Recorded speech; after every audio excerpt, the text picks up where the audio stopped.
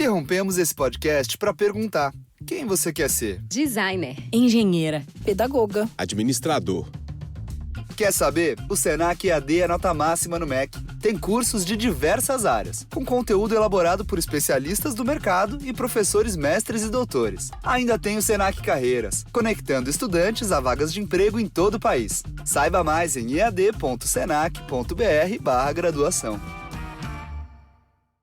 Let's start with like autistic, ADHD, neurodivergent people. A lot of us mask or have become perpetual people pleasers as a way of accommodating our social differences and a way of like, we want people to like us, so I'll be really pleasing. So the idea of doing something just for us feels wrong, feels hard. So I actually think there's also needs to be space for that. Or on the flip side, parents, if you are a parent of a disabled child, doing something just for me, what? No, there's no time for that.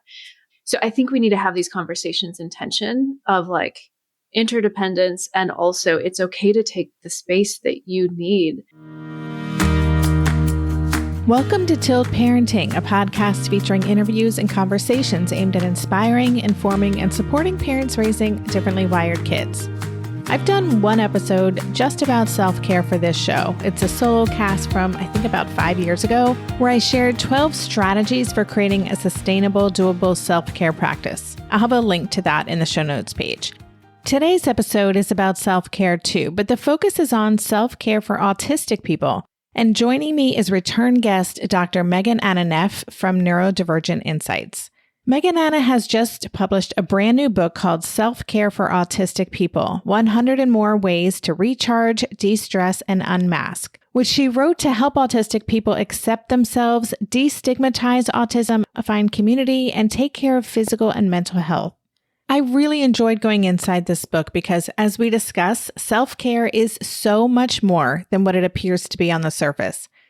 Anna considers self-care to be a collective effort that includes the well-being of the community, a framework that really resonated with me.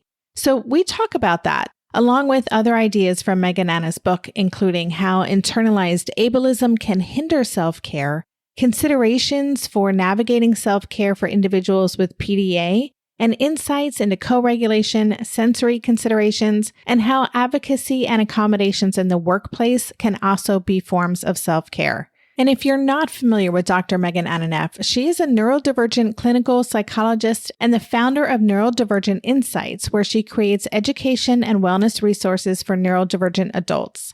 They're also the co-host of the excellent Divergent Conversations podcast, and in addition to the book we're talking about today, the author of a forthcoming book on autistic burnout.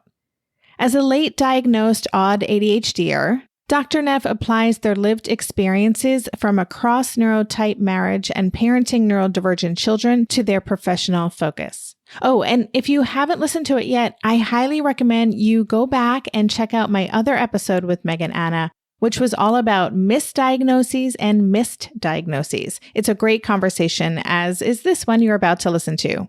I hope you enjoy it.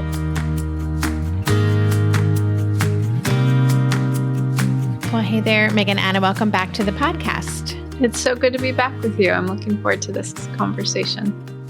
Yeah, me too. We talked about this book when you were last on my show. I was like, oh, we'll have to have you back for that when it comes out. So here we are. And we're going to be talking about your book, Self-Care for Autistic People.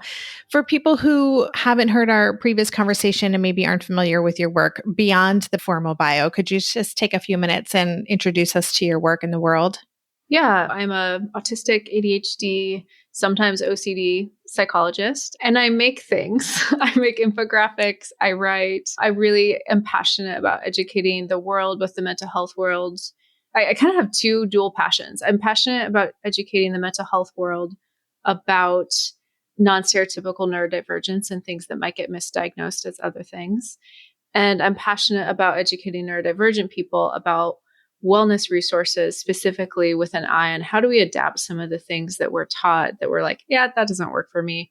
And so those are kind of my dual passions when it comes to education.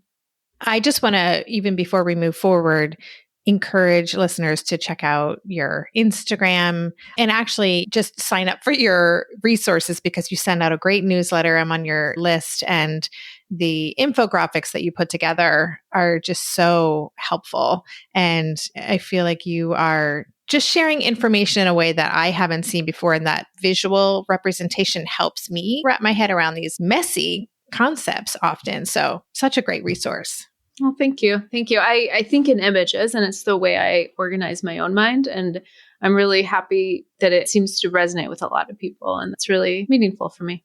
Yeah, that's awesome. Awesome. So we're going to talk about your new book that came out, and it is called Self-Care for Autistic People.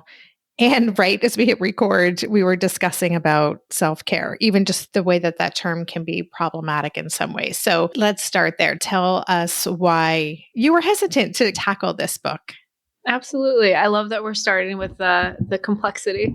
Yeah. So the opportunity came to me. A publisher reached out and they wanted to write this book. And first of all, I loved it because I had just seen a book on self-care for ADHD people come out. And I was like, we need one for autistic people. But I was also like, oh, but I've never loved that term self-care. And so I had to work through that in my own process of writing this book. I'll share some of my critiques about the term and then share what I think robust, thoughtful, interdependent self-care can look like. If I were to boil it down to kind of 3 critiques, self-care, at least in the States, is often tied to consumerism, kind of consume this and you'll feel better. And so I have some feels about that. Yes, I realize the irony of here I am promoting a book and critiquing self-care as consumeristic. And another area where I've had some kind of hesitancy around the term is how hyper individualistic it can be. And I know that's a topic that comes up a lot in the neurodivergent community is we often need to live interdependent lives. And in fact, I would suggest interdependence is a really good thing. And so some of the shallow stories around self-care can be very individualistic and miss that interdependence that I think true self-care is also care of our planet, care of each other. And then the final critique I have is this like kind of Band-Aid approach of you create a life where you're burning out and then you do an hour of self-care on the weekend as this idea of now I should recharge my battery. And there's often these like mechanical analogies we use and then be okay to continue to live my grinding life. I shared all these thoughts in a newsletter recently, and Sarah Wayland, author of Is This Autism, sent me a quote. I'm going to botch it, but I loved it. It's a quote from someone else. It was this idea of self-care shouldn't be about like bubble baths and chocolates. It should be about creating a life that we don't need to escape from. And I love that like robust way of thinking of self-care is about how do we be with ourselves differently? How do we be in relationship differently? How do we cultivate a life that we don't need to constantly be escaping from? I didn't articulate it that well before writing the book, but these were the things I was wrestling with when the book is designed as, I think there's like 130 different entries.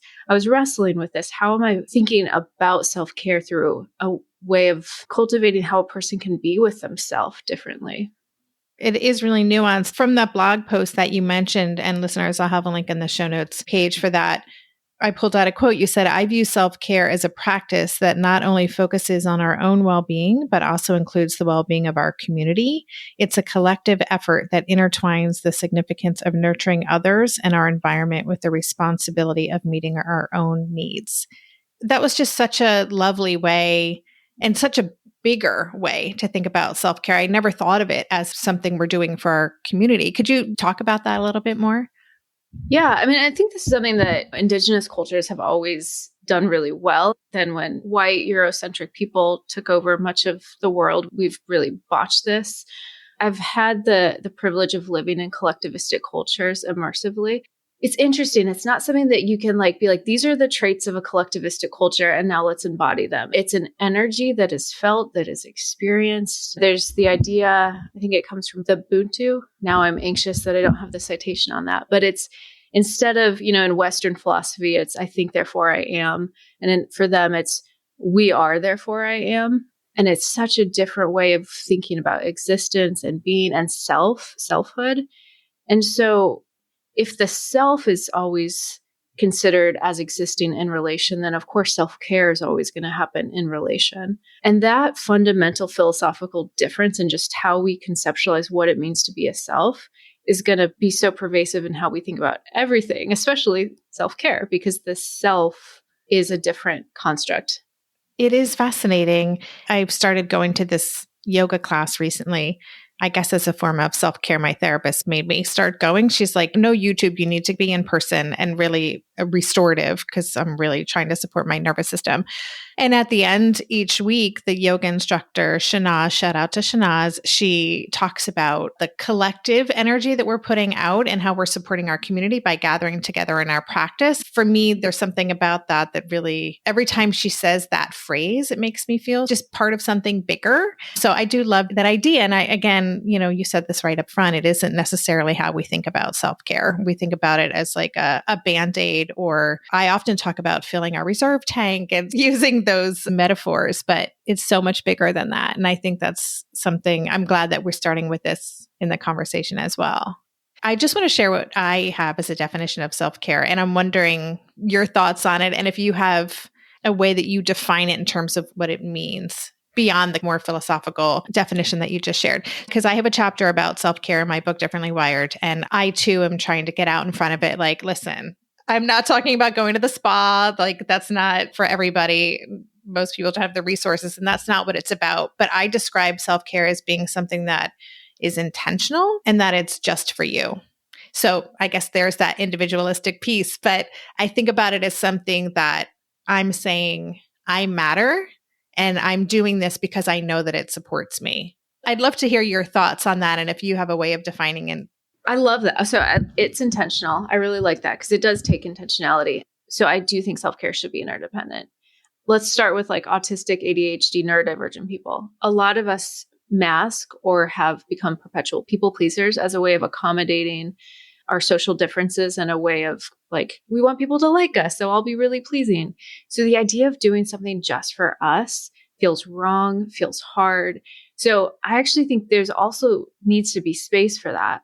Or on the flip side, parents, if you are a parent of a disabled child, doing something just for me, what? No, there's no time for that. So I think we need to have these conversations in tension of like interdependence, and also it's okay to take the space that you need. For many of us, what we need is our nervous system needs some alone time. We do need something just for it so we can go back and be connected in meaningful ways to our systems we're part of. So those are my thoughts to that definition. I really like it. And I think a lot of us do need permission to do something just for us. Awesome. I would like to talk a little bit more about how self-care differs for autistic and ADHD people. And we're going to take a quick break and we'll do that. During this month of planning and organization for big transitions, rhythms and routines have been absolutely essential for our physical and emotional well-being. So Green Chef nights are reliably and predictably a good night. We know the ingredients will be fresh and prepped, the instructions easy to follow, and the meal delicious. We're all still talking about last week's turkey tacos with mango chimichurri sauce, refried beans, and Monterey Jack cheese. Green Chef contributes to a healthy lifestyle with easy and delicious menus like fresh seasonal salads and grain bowls. And with over 80 weekly meal and market options, plus rotating options to suit a variety of lifestyles, whether Mediterranean, plant-based, calorie-smart, keto, protein-packed, gluten-free, there are always plenty of options to choose from. Whatever you select, you'll get farm-fresh ingredients, organic whole fruits and veggies, and premium proteins, all delivered straight to your door. I love those 4 words, straight to my door. Oh, and one more thing I love about Green Chef, they have an app, which means it's easy to manage meal preferences and delivery from your phone if you want to. And I, for one, want to. I am in that mode where I'm making the most of little moments like waiting in line at the pharmacy or for the F train to pull into the station to tackle all of those to-dos. So the convenience of an app is key for me. Green Chef has a special offer for Tilt listeners. Go to greenchef.com/tilt50 and use code TILT50 to get 50% off plus 20% off your next 2 months. That's 50% off plus 20% off your next 2 months when you use the code TILT50 at greenchef.com/tilt50. Maybe I've watched too many seasons of The Amazing Race, but every time I have to go somewhere on the subway, I treat it like a competition. It's all about making the right gut decisions about which route will get me there the fastest. Sometimes those decisions get me where I'm going early, and other times my gambles don't really pay off. Probiotics can't help with most gut decisions, but if your gut needs a little support, Ritual has your back. Their Synbiotic Plus, a 3-in-1 supplement, has clinically studied prebiotics, probiotics, and a postbiotic to support a balanced gut microbiome. I've been using Synbiotic Plus for about 6 months now, and it's become a core part of my morning routine. I take the mini capsule every morning while making my way through my inbox, whether I'm at home or I'm on the road, because it doesn't need to be refrigerated. And the capsule itself is delayed released, which helps it survive the harsh conditions of the upper GI tract for delivery to the colon. And that's exactly where we want it to go. Ritual invested in a study modeling the human colon, which showed that Synbiotic Plus significantly increased microbial diversity and the growth of beneficial bacteria. There's no more shame in your gut game. Synbiotic Plus and Ritual are here to celebrate, not hide your insides. Get 25% off your first month for a limited time at ritual.com/tilt. Start Ritual or add Synbiotic Plus to your subscription today. That's ritual.com/tilt for 25% off. Let's talk a little bit more. You just mentioned some of the considerations for autistic people, for instance, in taking self-care, who may be people pleasers, like just moving through the world differently is going to impact how they consider self-care. What other ways would a neurodivergent person experience a relationship with self-care differently than a neurotypical person? Yeah. So, and you asked a moment ago about how I would define self-care, and I don't actually have a distinct answer yet, but one thing I do believe and say often is that self-care starts with self-attunement, the ability to attune to ourself. If I don't know moment to moment what I'm experiencing, that like, oh, right now I'm having a aversive response to this light, or this is the emotional experience I'm having right now, then I don't know what I need. And then I don't know how to care for myself. And I think this is a big piece of where self-care differs for a lot of us, or I would even say is a barrier to self-care, whether it's due to interoception differences. So that's that body awareness of what's happening inside, or alexithymia, which is difficulty identifying emotions, or masking, or people pleasing, or dissociating from our body. We have so many barriers to that very first piece of self-attunement. And I talk about this a bit in the book, Forgive the Dualism. I, for the most part, love my mind, but my body is a very hard place to occupy. And so there's so much dissociation from it when your body is a place of too muchness, that working with that first piece, which often involves working with sensory regulation and cultivating sensory safety and nervous system safety, like these are such foundational blocks for self-care that, because as a society, we don't yet have a lens to think through sensory safety with nervous system that's catching on, this step often gets missed for us. And then if we're trying to access self-care kind of higher on the hierarchy, we're like, wait, this practice or strategy does not work for me. And we might even start to have some shame around like, why did I do these things my therapist is telling me to do and it doesn't help? And that means I'm broken because it's not working. Those are some of the ways I see it being different for us. Yeah, you wrote, you are always worthy of love and care. Recognizing and tending to your sensory needs is one way that you can show your body and mind that affection.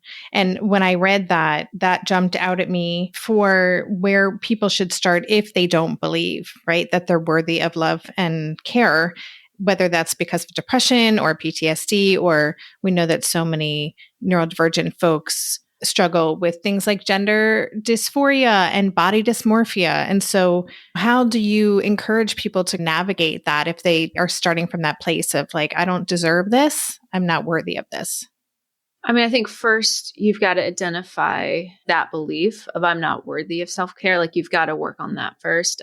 There's a new term. It's new to me. It's been in the psychology literature, the idea of traumatic invalidation, and how neurodivergent people experience this at very high levels for thousands of reasons we do. But even just thinking about this sensory, right? Like I remember when my child was young, that loud is noisy, right? Like that might be something she would have said. And I'm sure, I hate this, but I'm sure I said at some point, it's not too loud, or I can barely hear it, or I might have, I would guess at some point I said something like that, or this hurts, or this is spicy. Oh, it's not too spicy, right? There's so much of our sensory experience even that we're having an experience and the people around us are saying, oh no, it's not too bright. It's not too loud. It's not too XYZ. So that chronic invalidation, and that was just sensory. We could talk about social, we could talk about these other things. That often has to be addressed and dealt with before getting to some of the deeper things of addressing this. I also want to say that these ideas are not my own. I have learned so much from people in my community, one of them being Sammy Asanio, who is a therapist.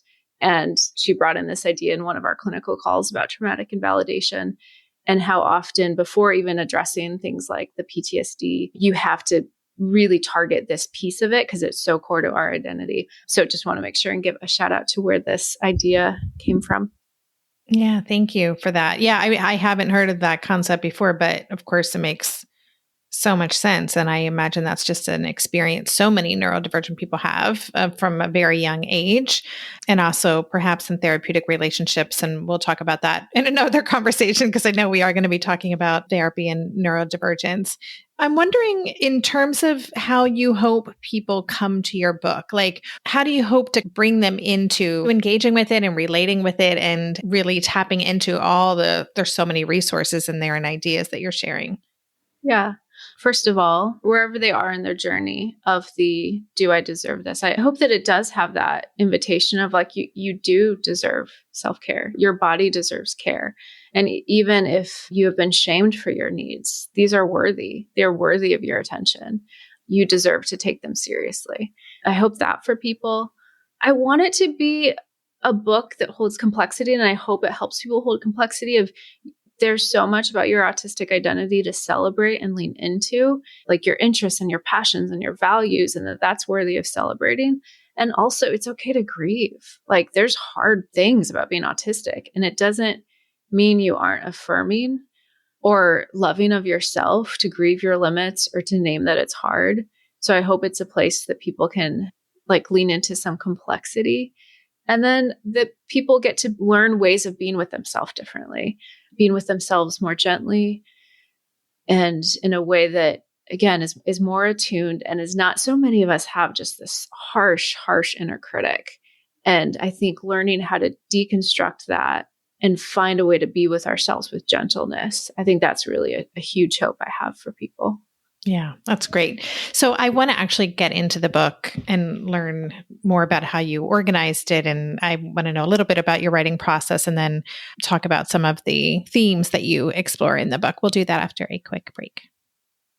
Hey there, it's Debbie. I love making this show and sharing conversations about how to support our awesome neurodivergent kids. I've seen how even one little insight from an interview can spark a big shift in daily life. But I know that raising complex kids can be messy and lonely. And just when we think we figured it out, something comes up that boots us right back to feeling overwhelmed and stuck. That's why I've poured everything into creating a way for parents like us navigating complex parenting journeys to join together and chart a path that feels positive, hopeful, and doable. It's the brand new Differently Wired Club experience. In the club, you'll get personal support from me and other seasoned parent coaches, 6 live calls every month where you can connect and get your personal questions answered, the opportunity to learn directly from authors and experts like I have on this show, monthly themes for getting specific and tactical, an exclusive private podcast feed, and the best, most generous community of parents. Seriously, these folks show up for themselves and each other, and that right there is really everything, because it's a daily reminder that we're not alone. Our kids aren't broken, and we have totally got this. The recently rebooted Differently Wired Club is on a brand new platform with its very own iOS and Android app. It is such a great space. However you learn, whatever your style, no matter the ages, genders, and neurodivergent profile of your children, the Differently Wired Club can help you cultivate the positive shifts you're hoping for. Join us today by going to tiltparenting.com/club. That's tiltparenting.com/club. I hope to see you on the inside. Lynn, this time of year, parenting can be such a flusterclux. You've come to the right place. I'm Lynn Lyons, and I've been treating anxious families for over 30 years. I'm Lynn's sister-in-law and co-host Robin Hudson. Join us for Flusterclux, a podcast for parents who worry. Wait, that's everybody. Yeah, these last few years have felt like one long anxiety attack for so many. Why do you think parents are always surprised that a podcast about anxiety relates to them, even if no one in their house has an anxiety disorder? Well, worry is human. Everyone does it. And anxiety shows up when we face uncertainty. me. All the parenting tips you've taught me have been essential. I love to break it down into skills we need to manage worry in our families. We've covered so many topics: depression, burnout, meltdowns, perfectionism. Don't forget scary mothers-in-law. Right, but of course that's not my mother-in-law. Because that's my mother. And a listener. As a psychotherapist, I like to teach parents and kids how to respond to everyday moments in healthy ways. Managing anxiety really can be taught. It really can. And I'll even tell you what to say. We talk about serious stuff, but without being too serious. Anxiety wants everything serious. Anxiety doesn't stand a chance when we're laughing, even about the tough stuff. So as you were just describing how you hope people engage with it, I have pages of like notes and questions here. And the last thing that I wrote that kind of summed up my experience reading it was, your book feels like so much more than a self-care book. Not that there's anything wrong with just a book about self-care, but as an holistic person, I read your book as a guide to deeply understanding yourself and identifying, supporting, and meeting your needs so that you can experience a more self-actualized life. I think when people hear, as we talked in the beginning, hear this idea of self-care, it's like, okay, take these breaths, go for a walk, listen to and that's not what your book is. So can you talk about how you organized the book and talk about when you were starting the writing process, how were you thinking you wanted to approach this whole concept of self-care? First of all, I love your elevator speech in my book, and I'd love to steal that from you. It's so much better than anything I've come up with. I just ramble when I try and talk about it. So thank you for that. And that feels really kind. And I really love, when you're so close to something, it's hard to know what people's experience of it. And I really love that that's your takeaway. As far as my approach, so it's self-care, and then it's broken into different kind of buckets. So like social self-care, physical, emotional, sensory, professional. And then within that, there's also even like subcategories. And that was actually something I asked the editor for. I was like, I think autistic brains need more context. Can we have like subcategories for each chapter? My approach is very educational. So I think that makes sense that you're like, oh, this actually feels like a guide to understanding yourself. For me, when I was training as a psychologist, the things that always helped me in regards to self-care or learning to be with myself differently was when I could finally grasp some sort of educational content that helped me understand what was happening. So that's always been my approach as a therapist, as a writer, is like, let me explain to you what your nervous system is doing. And I think that is actually a pretty autistic approach to self-care, is like, let me lead with the data and the information and the science, and then also say, and so what? I forget that that's an autistic approach, but I think that is woven throughout the book. And that is what makes it autistic, is how much it leans on, let me first unpack this idea and then give you an idea of something you can do because of that. And in terms of your writing process, because it is so comprehensive, I was imagining, because I'm a writer, and so I'm always like trying to get inside the writer's brain. How did they organize this? I imagine that there were some themes or some sections that were very personally relevant to your experience and others not so much. Maybe, I don't know.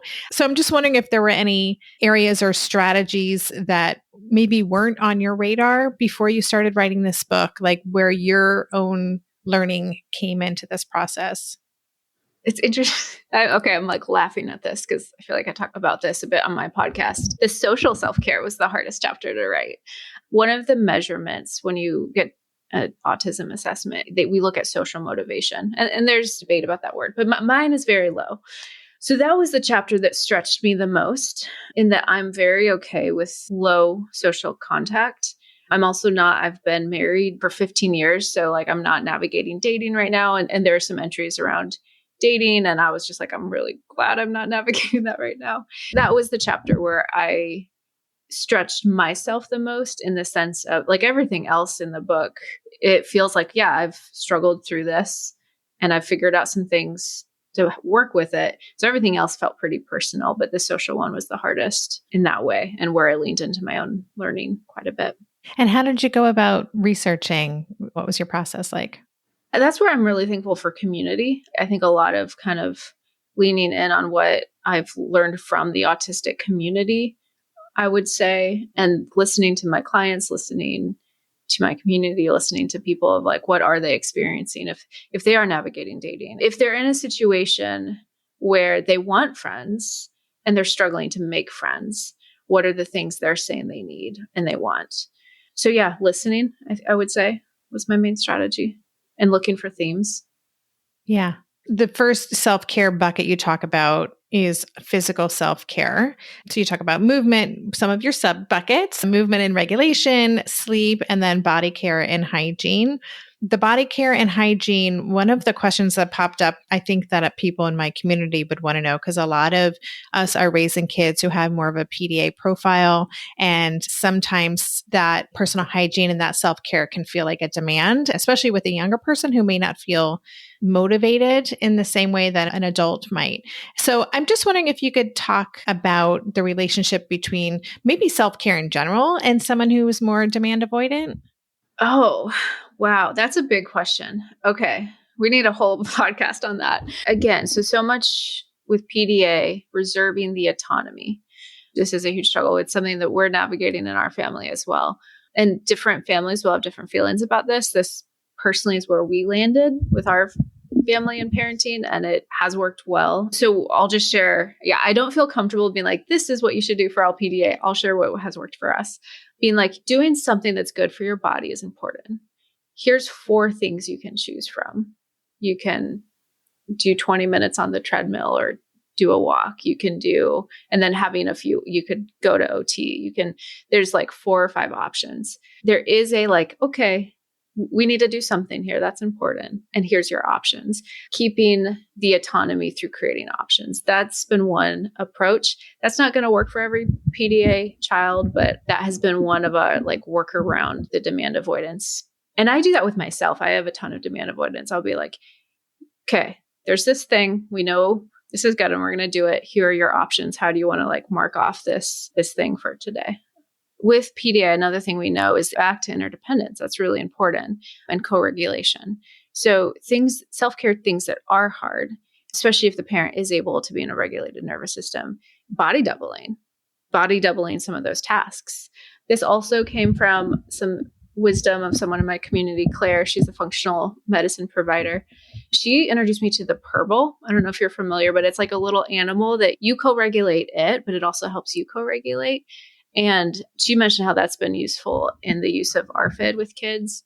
And so I think that could also, having some of those co-regulation strategies while pairing that with some of the self-care practices that are harder. But then, of course, and this is where I go in the chapter, it is a demand. And if there's any sensory aversion to it, like that's a huge lift. So the first step is like, what are the sensory barriers? Does the kid have dyspraxia? Okay, let's do a stand-up toothpaste system. Is it the taste? Is it like, and there's a lot of new devices on the market now. So first identifying the sensory barriers and then finding some kind of co-regulation, something to pair with the activity.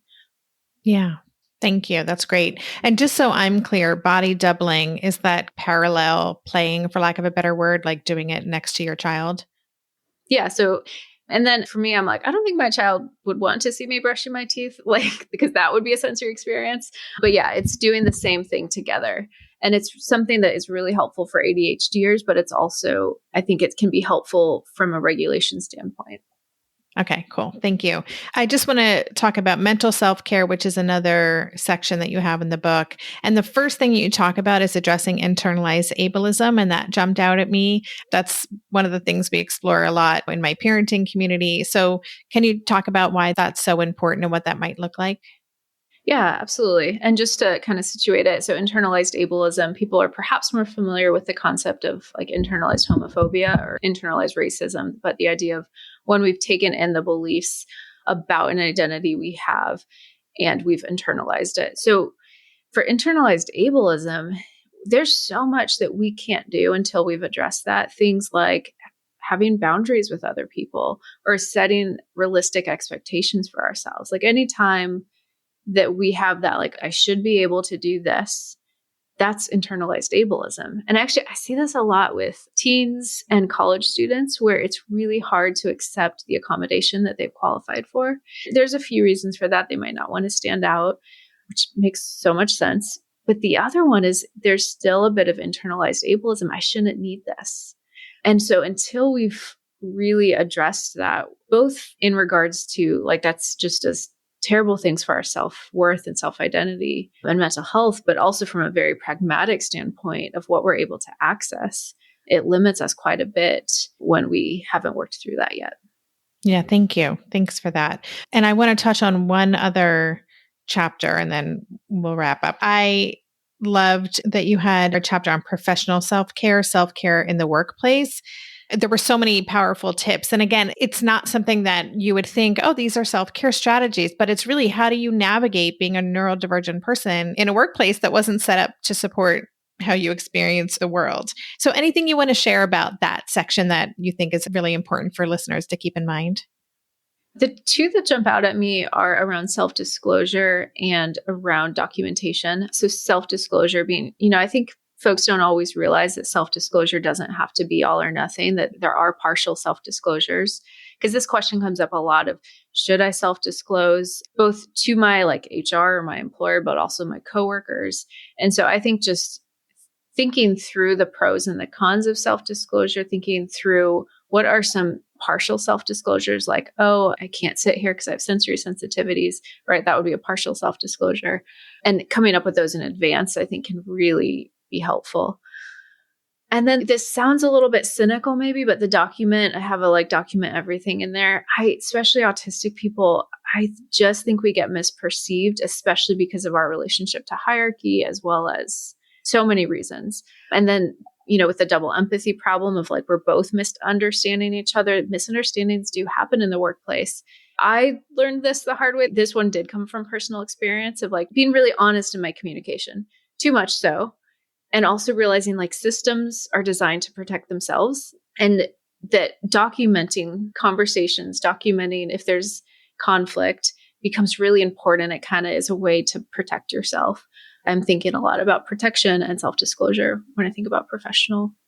Yeah, that's great. Going back to what I said in the beginning, and I'm happy to share this little paragraph with you, and you may use it freely as you wish. Please, I would love it. But really, I'm sure listeners, you're getting a sense that this really it explores all facets of living a life and how to advocate for yourself, to show up more authentically for yourself in different spaces, and support your nervous system and all of those things. So it's just very comprehensive.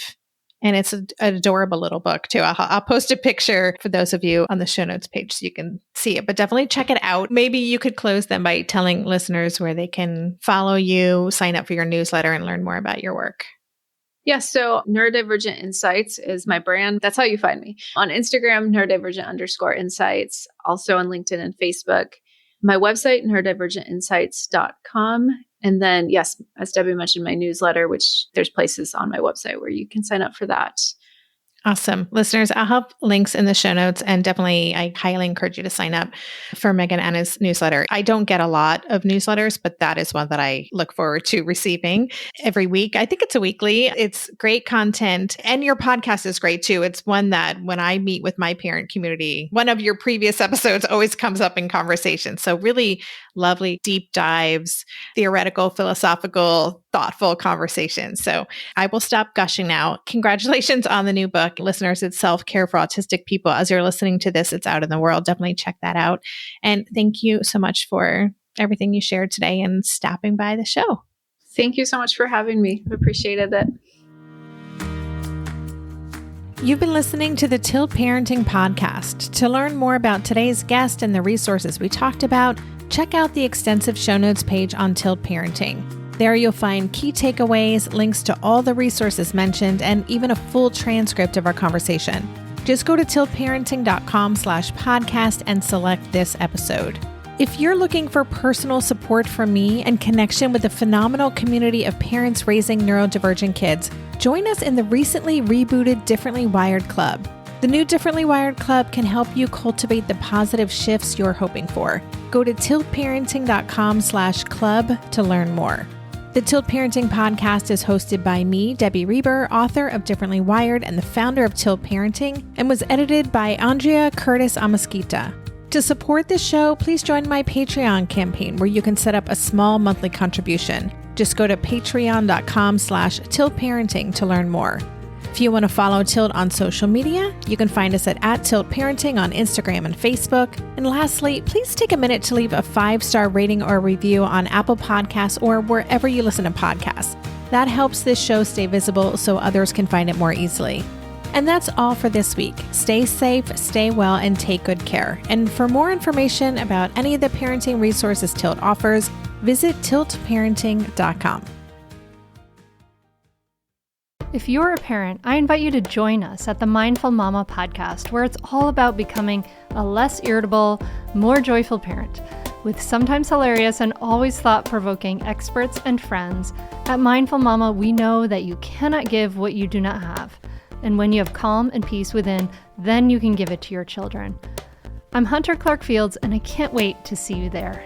Listen in to the Mindful Mama podcast.